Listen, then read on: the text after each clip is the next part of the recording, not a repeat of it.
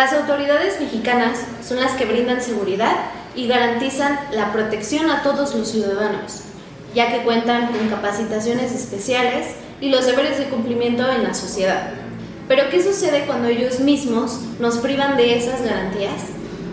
El caso Fernández Ortega es un claro ejemplo de que aquellas autoridades que se suponen brindar protección, ya que tienen un deber de cumplimiento, pueden ejercer su abuso de poder y sentir superioridad por arriba de una persona que es trabajadora, honrada, pilar de familia y se encuentra vulnerable en su entorno. Este es un caso sobre Fernández Ortega, que es una mujer indígena Mepa, que es originaria del estado de Guerrero. Y el 22 de marzo del 2002, ella relata en su declaración que estaba en la cocina cuando 11 militares llegaron a las afueras de su domicilio. 3 de ellos ingresaron sin su consentimiento y le dijeron que de dónde estaba la carne, de dónde había robado la carne su marido. Ella, pues por miedo y por no saber hablar el idioma, porque recordemos que es una mujer indígena, pues no pudo responderles. Ellos abusaron de su poder y le apuntaron con el arma y le dijeron que se tirara al suelo. Ella, pues por miedo, son militares, les hizo caso y uno de ellos la abusó sexualmente.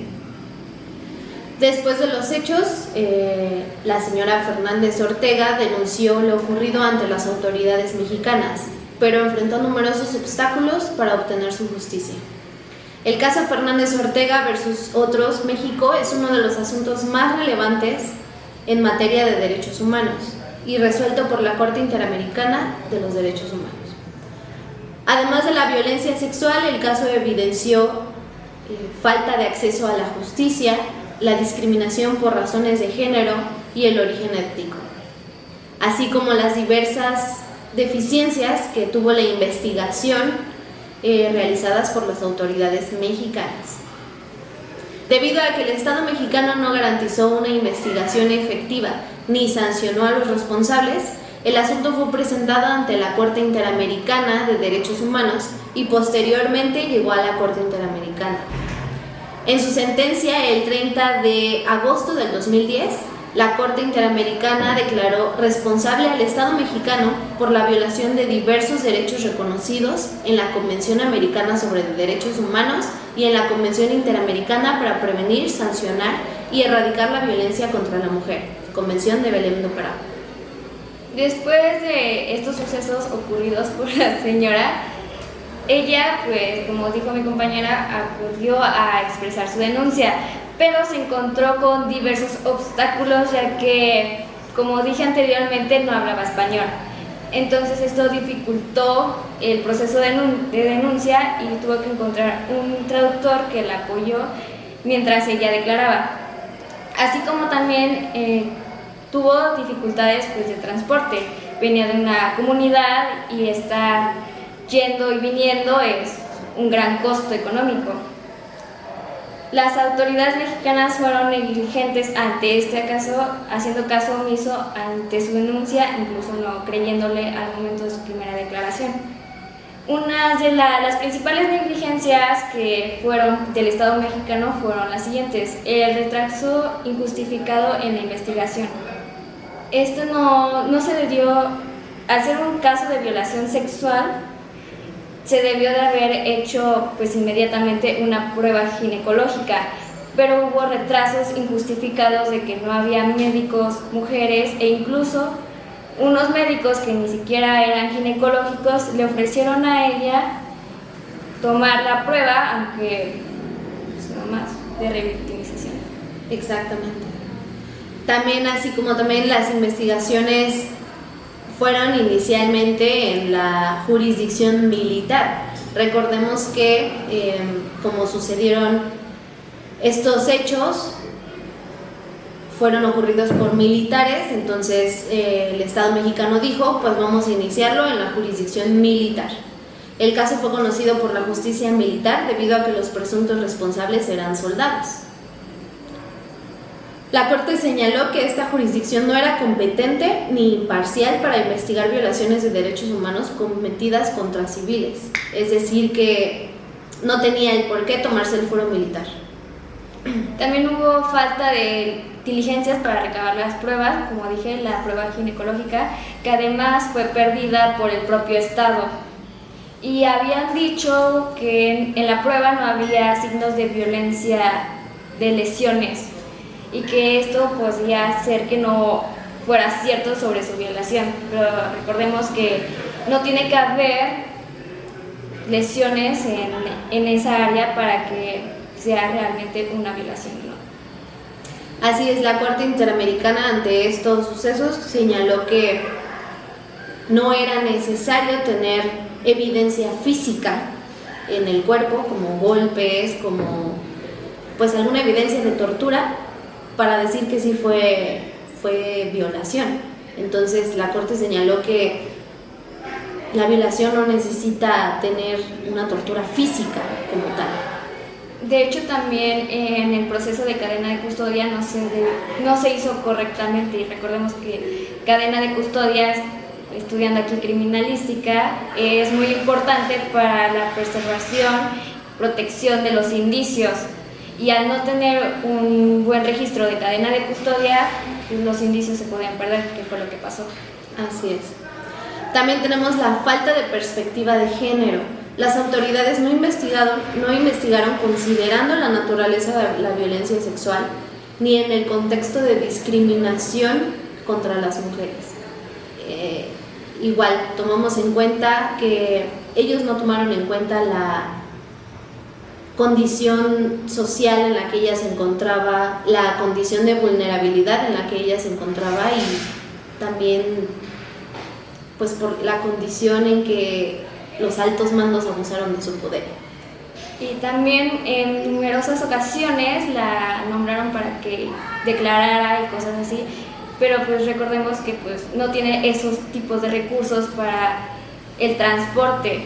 Y esto, según el Estado de México, dijo que por eso se retrasó la investigación, cuando no debió haber sido así, porque la Corte determina que a pesar de que la víctima no pueda estar en el proceso totalmente, se debe de seguir pues el procedimiento de la investigación. Exacto. Tenemos también la discriminación por ser mujer indígena. Fernández de Ortega enfrentó diferentes barreras por su condición de mujer indígena y por hablar principalmente su lengua materna, lo que dificultó su acceso a la justicia. También tenemos la ausencia de intérpretes. Ella tuvo un intérprete que la apoyó en los momentos en que ella iba a declarar, pero el intérprete tampoco era muy... Pues es una lengua indígena, no es como que esté reconocida y se puede dar diferentes irregularidades en lo que se habla. En diversas etapas del procedimiento no contó con los servicios de interpretación suficientes para comprender y participar plenamente en los procesos pues, de la intervención. Tenemos también la falta de sanciones a los responsables. En esta investigación no se logró identificar a los militares responsables, muy raro, ¿no? Lo que generó impunidad. Debido a que el Estado no garantizó una investigación efectiva ni sancionó a los responsables, el asunto fue presentado al Sistema Interamericano de Derechos Humanos y posteriormente llegó a la Corte. En la sentencia del 30 de agosto del 2010, la Corte declaró que el Estado mexicano era responsable por la violación de diversos derechos reconocidos en la Convención Americana sobre Derechos Humanos y en la Convención Interamericana para Prevenir, Sancionar y Erradicar la Violencia contra la Mujer, la Convención de Belém do Pará. Asimismo, se ordenó una serie de medidas de reparación destinadas para garantizar la justicia de la víctima, para prevenir la repetición de los hechos similares y fortalecer la protección de las mujeres, especialmente a las mujeres indígenas.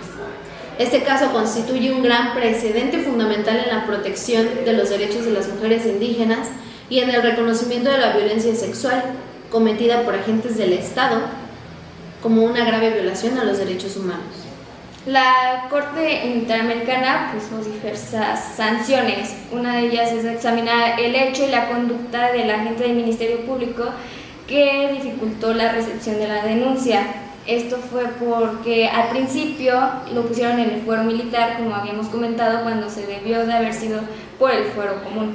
Exactamente, ya que le había sucedido a un civil. También el Estado debió de realizar un acto público de reconocimiento de responsabilidad internacional.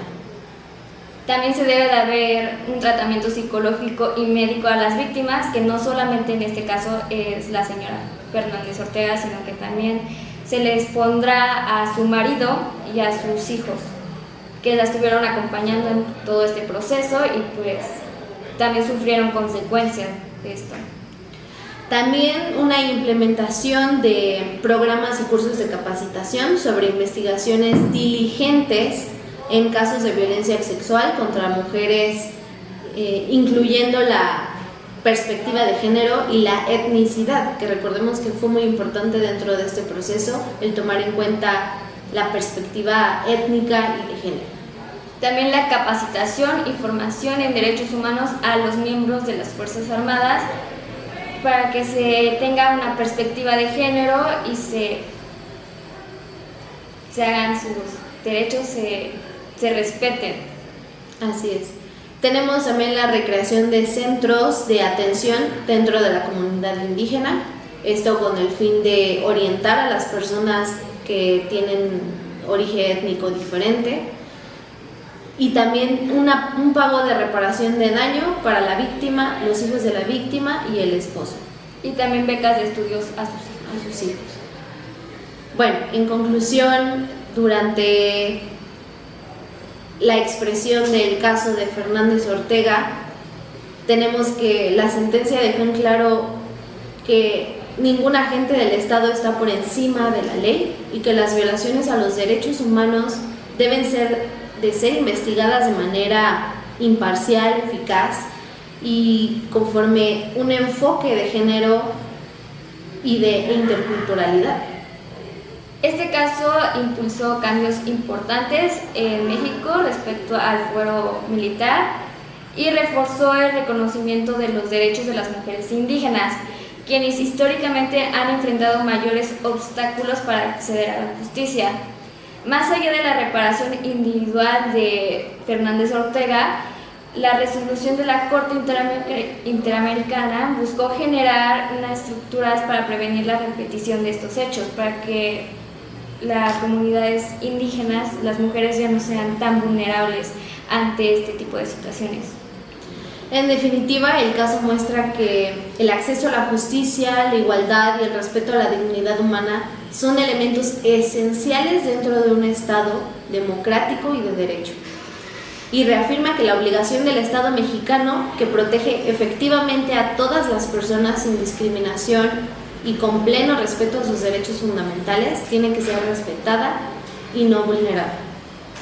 Esto sería todo. Espero que el caso haya sido de total importancia, de forma informativa, y que nos haga ver de una manera que nosotros somos privilegiados en cierto sentido, porque las comunidades indígenas no tienen el fácil acceso de llegar a un centro y poner una denuncia. Y también entender que es de total importancia el apoyo total hacia estas comunidades, ya que, como dijo mi compañera, se encuentran en un núcleo de vulnerabilidad, en un núcleo en donde, a pesar de que se han hecho cambios, sigue estando igual. Entonces, tener en cuenta que no somos iguales en la cuestión de capacidades y de formas de accesos. Exactamente. Espero que este video los haga reflexionar un poquito más y nos vemos en el siguiente. Gracias. Gracias.